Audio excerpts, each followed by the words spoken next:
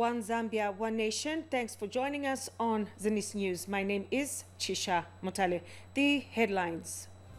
President Hichilema awards 50 young innovators. Mansa General Hospital gets first ever obstetric fistula ward. Kalene Fruit Factory in Mwinilunga District to begin full-scale production. And poor workmanship at David Kaunda Stadium irks Chipata residents. And now the news in detail. Innovation plays a critical role in the economic development process of any country. It is against this backdrop that government is mainstreaming technology and innovation across all ministries. It is against this background that President Hakainde Hichilema awarded 50 young innovators for the inaugural Hakainde Hichilema Innovation Fund. President Hakainde Hichilema has since urged the young innovators to take the lead in finding technological solutions that the country so desires. More in this report. President Hakainde Hichilema's administration has placed a premium on technology and innovation as a driver for economic transformation. This government is committed to accelerating the review of the curricula. I didn't say curriculum, I said curricula. So we're looking at an early age curricula that includes values and principles to our young people. Democracy, that includes financial literacy.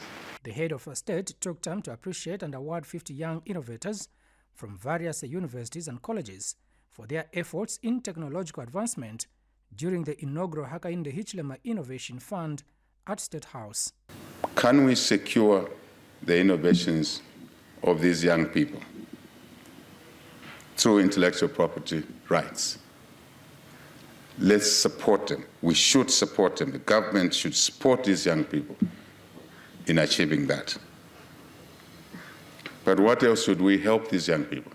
We should help them in commercializing.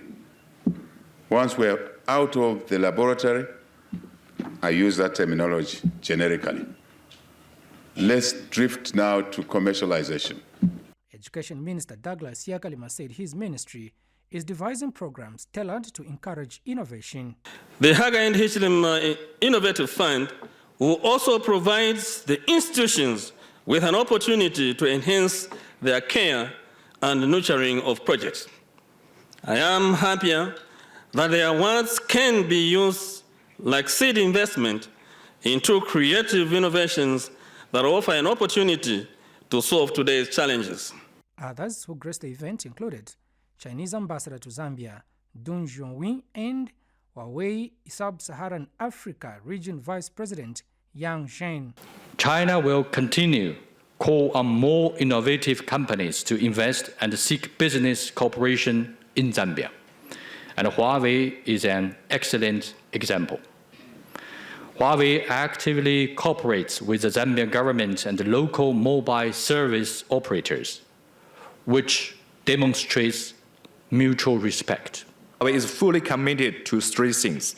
I think the first one is we will continue making efforts to support the construction of Zambia in national ICT infrastructure and make contributions to the realization of the 8th National Development Plan of Zambia. The young innovators were represented by Grant Makaba.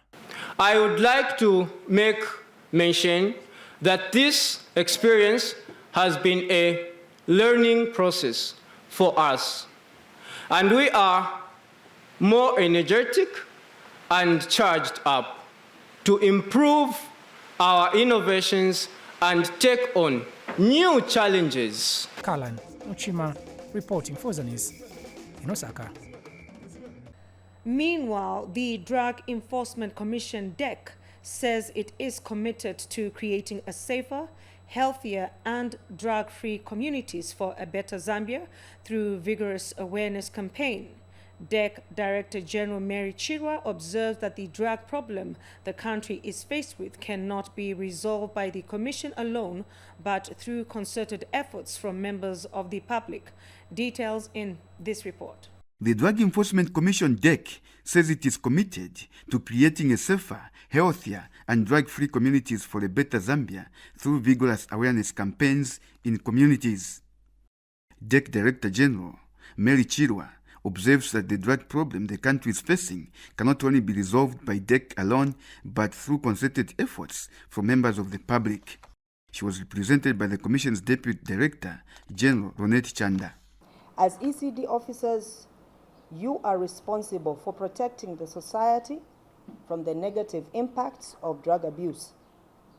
Having passion and integrity as you do your work will ensure you provide high-quality services to everyone. I believe that the ECD can contribute to creating safer, healthier, and drug-free communities for a better Zambia. We need concerted efforts from members of the public, families, community-based organizations, and government departments, among others. And DEC Senior Assistant Commissioner Isaac Masie said the Commission over the past 3 years failed to undertake vigorous awareness campaigns due to COVID-19 pandemic. So here we have called officers who belong to the Education and Counseling Department to come and rejuvenate ourselves in terms of what we do, because for the past 3 years, due to the COVID pandemic, we were unable to meet. So we are gathering here to sharpen our skills on how we can deal with the drug abuse problem in this country. In a vote of thanks, a participant, Mterengoma, praised DEC management for according them an opportunity to undergo training. Your love and support, Madam, can be vividly be seen through the educative and informative workshop which has helped us to enhance our delivery skills. And these delivery skills, Madam, are in the counseling. The consultative training workshop, whose theme is service with passion and integrity, will equip officers with new skills which will be passed on to the communities. For Zanis in Chiranga District, I am Sunday Walia. Minister of Infrastructure, Housing and Urban Development Charles Milupi says he is taking legal action against Lumezi Member of Parliament Munia Zulu for alleging that he is currently being investigated by the Anti-Corruption Commission, ACC. Mr. Milupi says the statement by Mr. Zulu is libelous in nature, hence his decision to take legal action against the Lumezi parliamentarian. Speaking at a media briefing in Lusaka, the minister said he has never at any point in the recent past been interrogated by ACC. The Lumezi Member of Parliament, who is also African Parliamentary Network Against Corruption Secretary General, recently alleged that Mr. Milupi and his finance and national planning counterpart, Situmbeko Msokotwane, are being secretly investigated for receiving bribes of 250,000 United States dollars each in relation to the Lusaka-Ndola dual carriageway project. And in a statement made available to the media, ACC Head of Corporate Communications, Timothy Mono, refuted the commission is investigating the two mentioned ministers. He added that the duo have never been summoned by the Anti-Corruption Commission to appear for interrogations. He, however, advised Mr. Zulu to furnish the commission with details of the alleged corruption so that investigations can be instituted. For anybody to allege that I have been receiving monies in the manner that Honorable Munia Zulu has said is highly libelous and a slander. Because of this, there is need to protect my reputation. Honorable Munia Zulu and those that sent him ought to be given a chance to come and prove their allegations in a court of law. And therefore, I am putting together a team of lawyers so that they can take up this matter to enable Honorable Zulu and anyone who supports him to come and prove their allegations in a court of law. And in health news, Mansa General Hospital in Luapula Province has received the first ever obstetric fistula ward. The construction of the ward was funded by Fistula Foundation Zambia at a total cost of 1.8 million kwacha. Fistula Foundation Zambia Programs Director Walia Chomba handed over the ward to government. This is the first ever obstetric fistula ward at Mansa General Hospital. With a bed capacity of 30 patients, the ward will see fistula patients in Luapula Province and those from nearby provinces get treated. The ward has since been handed over to government.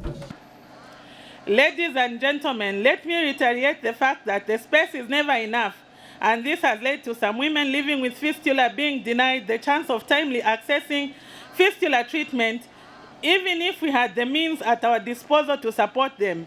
Hence, we have responded to the cry of the management by providing them with a much-needed space through the construction of a dedicated fistula ward, which will see us treating 25 to 30 patients at once without worry of where they will spend the 14 days recovery period.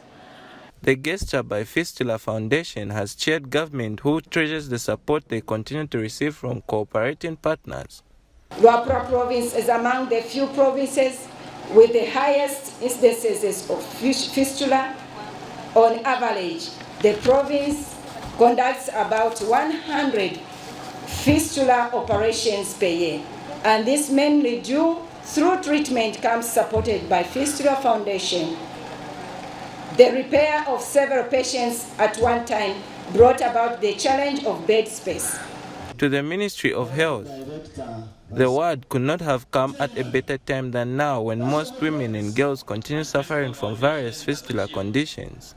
The foundation has been with the province since 2017 and has supported the successful repair of 526 fistulae during this period. Nationwide, they have supported a total of 1,684 repairs. During the handover of the ward, some fistula survivors were also empowered with sewing machines. Victor Makamu, reporting for Zanis News in Mansa District, Luapula Province. We take you to Northern Province, where Provincial Permanent Secretary Bernard Mpundu has expressed satisfaction with the availability of essential drugs in health facilities in Mungwi and Mbala districts. Mr. Mpundu, who visited selected health centers in the two districts, said it is gratifying to know that these centers are stocked with the vital drugs. Geoffrey Piri gives us more in this report. Northern Province has one of the highest rates of sexual and gender-based violence SGBV cases in the country. This is why government, with support from the European Union, initiated an Natwampane project in 2020, which is aimed at fighting SGBV cases. Natwampane Prevent SGBV team leader for Northern, Annie Sampa, explains. 21,000 cases of gender-based violence, including child protection. But the majority, which is about 19,000 cases of gender-based violence, and the rest, child protection in Northern Province, in the 12 districts that Natwampane is covering.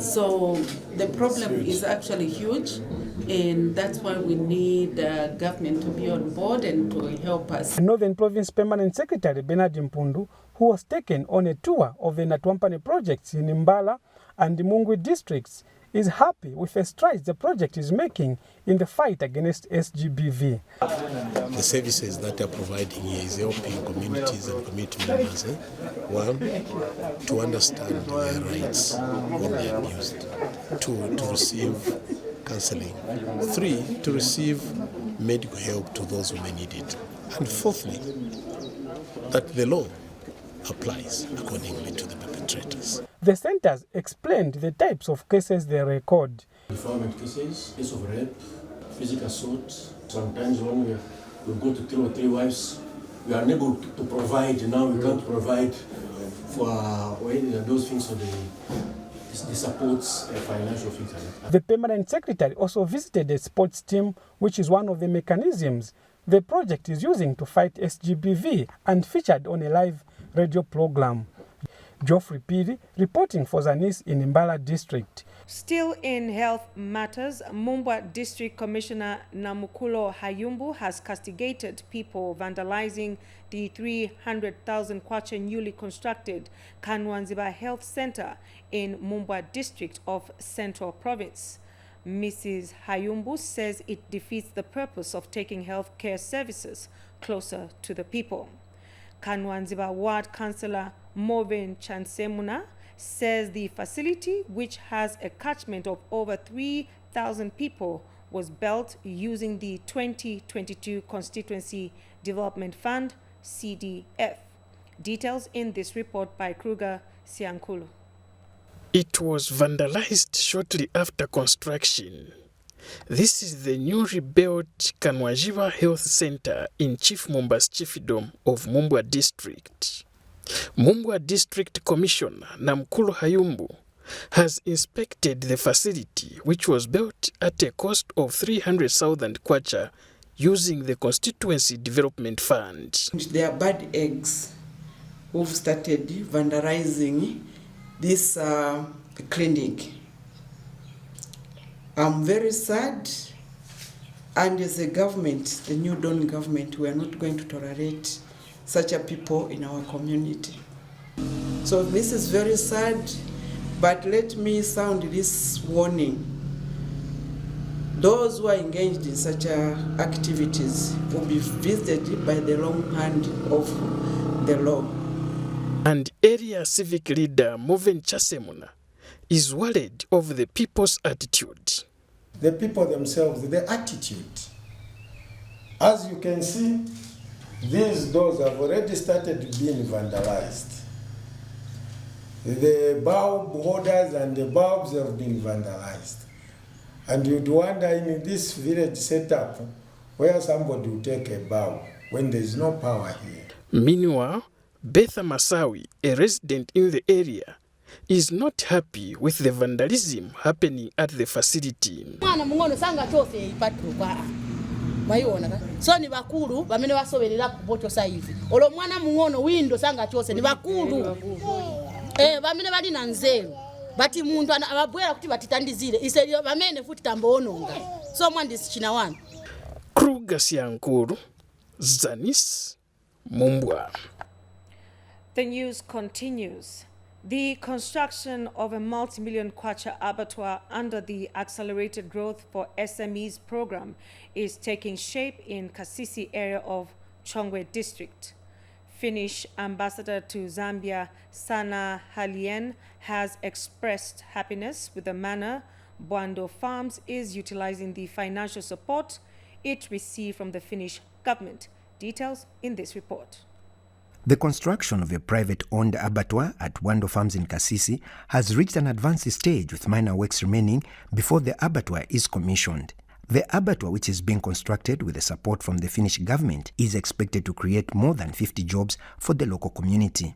The Finnish ambassador to Zambia, Sana Helena, who visited the project site, expressed happiness with the manner the Accelerated Growth for SMEs AGC program is impacting and changing the economic outlook of communities in Zambia. Impressive that you started only in 2015, 7 years ago, and you managed to build all this. It's really impressive, and it makes me very happy to see how AGS and the Finnish government has been able to support you in this journey to make this even more profitable and to make your business grow. And we also heard that this benefits over 700 farmers and that this number will grow. The Finnish government is pleased that Wando Farms has placed the empowering of women at the center of the AGC program. So very impressed what you are doing here, and I'm very happy I was very happy to notice that you have ladies here in important positions. Yes. Because I think women usually do so good work. Speaking earlier, Wando Farms proprietor thanked the Finnish government for supporting the business venture. Today, the whole investment at our two facilities stands at over 2.7 million euros actually. And this has been supported, is coming through matching grants. We've borrowed from family and friends. We've acquired a bit of loans here and there, which we are servicing, and also from our own revenue, because we are a business entity, and there has to be revenue generated. And above all, we have to be seen to be a good citizen of the country by paying our taxes. The traditional leadership in Chikanchila village, Zone 8 of Chongwe, has expressed happiness with the establishment of the abattoir. Chakuchitika mukanofa nkumba mukanofa nyama cha ng'ombe mpongo inkuku mulyamwenka chilakuba izi kulinso tulyuguna sonse kwamba kadusamukula pana pabwando fama. Meanwhile, small-scale farmers in Kasisi have appealed to the Finnish government to consider empowering them with soft loans to enable them grow their agricultural business. We, the cooperatives, we are willingly to increase our productions. We are lacking due to lack of capital. For Zanis, I'm Lakson Makodza. To Northwestern Province, where Kalene Hills Fruit Factory in Mwinilunga District of Northwestern Province is scheduled to commence full-scale production of various products in the second quarter of 2023. This follows the acquisition of the necessary operational compliances and permits from relevant regulatory bodies and the passing of the user acceptance test of its products. Kalene Hills Factory General Manager Wilson Sunga says the asset is now ready to go into full-fledged production and is also set to place their products on the market. Mr. Sunga told Zanis in an interview that the factory will produce an array of products whose production and sample products have already been certified safe for human consumption. He explained that the factory is targeting both the local and international markets for their products, with Angola and the Democratic Republic of Congo being prime target markets due to their close proximity to the factory.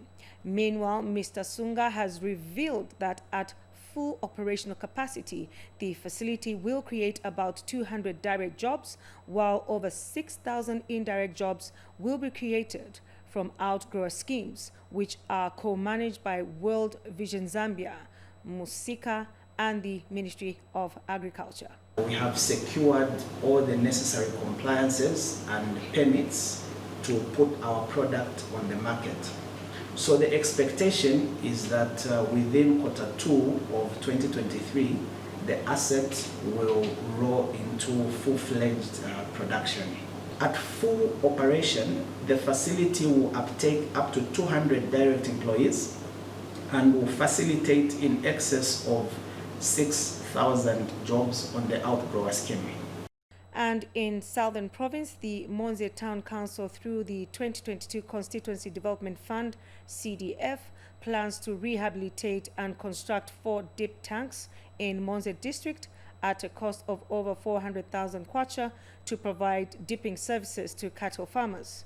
Speaking in an interview with Zanis, District Veterinary Coordinator Tabita Deka says the local authority has also authorized the purchase of 14 spray racers to be distributed in the entire district.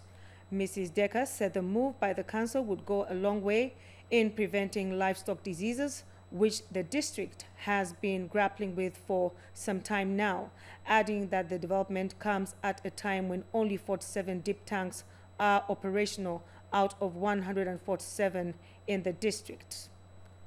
In the entire district, we have 147 dip tanks, but these are dip tanks that are just on paper. In actuality, we have about 47 dip tanks which are functional. So these 147 in total, most of them require renovation or new construction to enable the district to have access to dip tanks and for the animals to have dipping facilities throughout. We have been reliably informed that the CDF committees are in the process of purchasing 14 spray racers. So these will be apportioned around the district, and these will also help in the fight against animal diseases. However, we have about 4 deep tanks which have been approved under CDF for renovations. On the Copperbelt province, some traders at Masala Market in Ndola site in Kabushi Township have protested against Ndola City Council's decision to evict them from their current trading place to pave way for the construction of a new Kapalala market. But Ndola Mayor Jones Kaliati has appealed for patience from the protesting marketeers, as the constructor will within 2 weeks complete the construction of the new Kapala, which was gutted in 2017. More in this report.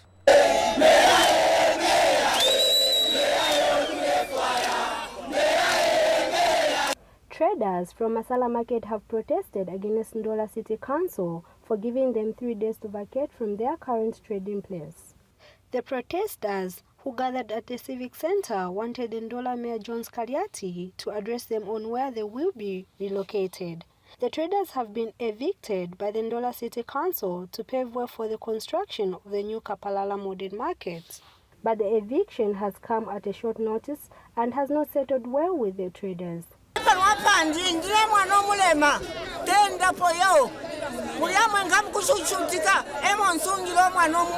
man I make helps me provide for my child who is physically challenged. Where will I go after being evicted?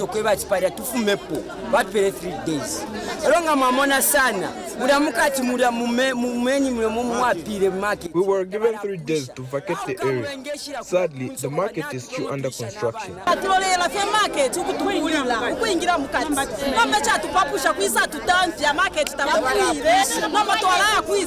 Mayor Jones Kaliati assured the protesters that the new Kapalala market will be completed within 2 weeks to allow them to have trading spaces. We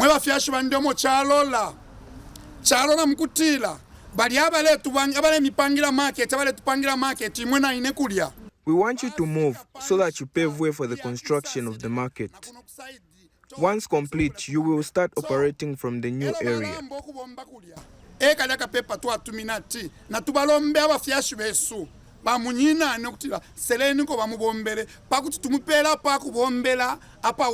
The traders have been given till Friday, March 24, to pave way for the construction of the market.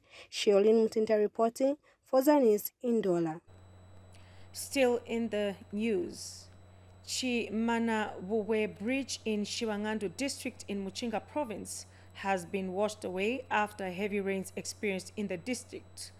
Mwila Kabuswe Ward Development Committee Chairperson O'Brien Chiti said Ituntwe and Mwila Kabuswe wards have been greatly affected after the bridge got washed away. More in the following report by Bupwe Mainza. Have caused damage since mid-January 2023 in most parts of the country, and Shwangandu district in Muchinga province has not been spared. In Mwila Kabuswe Ward, Chimana-Wuwe Bridge on the Yosam-Mufolo Road has been washed away due to heavy rains. The Ward Development Committee Chairperson explains how people have been affected. Demarcation ya Mwila Kabuswe and Itunto Ward. Health services are functioning properly. Mulandino kwebati aba okwama workers balefiro kwa bukoko abale rwala balefiro kula bukoko. So ini challenge kuru sana. Futi the entire ward ukwambiro kwa pa demarcation pano kuyoku yonse ni Mwila Kabuswe Ward. Bonse okuba balefiro kwa kusenda even umutiku ya limbiku boma Shwangandu azola chinsadi. Bakuteko twapapa sana twafueni. And some residents talked to by Zanis have stressed on the challenges that residents are facing after the Yosam-Mufolo Road got cut off. When no pop sense of watch tikire kudi umushu kwa kluso no kwishira kwa Yosam. Ukwa Yosam ekuli clinic or ichipatala then kudi ne school. so abana kiri obwafya sana okufuma okukwisa oku olwokwine kwaikala kuna mwaba bomfi bachipatala nama teachers bamubekela okusota kuri okwabuka okuti baleyo oku ichakutina chileto obwafya sana ngali kuchisha ku bana ba maskuna tukwatana ba grade 9 abale sumbilo okulembela amashindano mba chiri bwafya okwabuka okuti bale yakusukulu natkwata omusebo ufumine mumeni road musafa road ukuya panje ndapa kwete 45 km dapa ya maskuza 6 nespatala 2 nombo uyu musebo nawe iminike sintu isinga amaskulu abana beskuta baliya ispatala abalwele bale supi kwa munya bushishe tatukweta apa kwa Shwangani Town Council Deputy Director of Works Mwamba, who is a member of the District Disaster Management Committee, says there is need for the temporal and permanent measure. So I think here we just need an intervention, like maybe the extension of the bridge, according to the current which we now have. So right now we're just trying to find a way which can do maybe like a temporal measurement and a permanent one. Measure, the District Disaster Management and Committee has made recommendations that there is need for a banana boat as a temporary measure to enable people to start crossing. Wope Mainza reporting for Zanis News in Shwangani District in Muchinga Province. Finally, in sports news, Chipata residents have taken to social media to express their dissatisfaction with the quality of work exhibited on the rehabilitation of David Kaunda Stadium. The residents have further accused the Football Association of Zambia of misappropriating the funds, an allegation the association has dispelled. More in this report. David Kaunda Stadium in Chipata has been rehabilitated at a cost of 300,000 United States dollars funded by FIFA.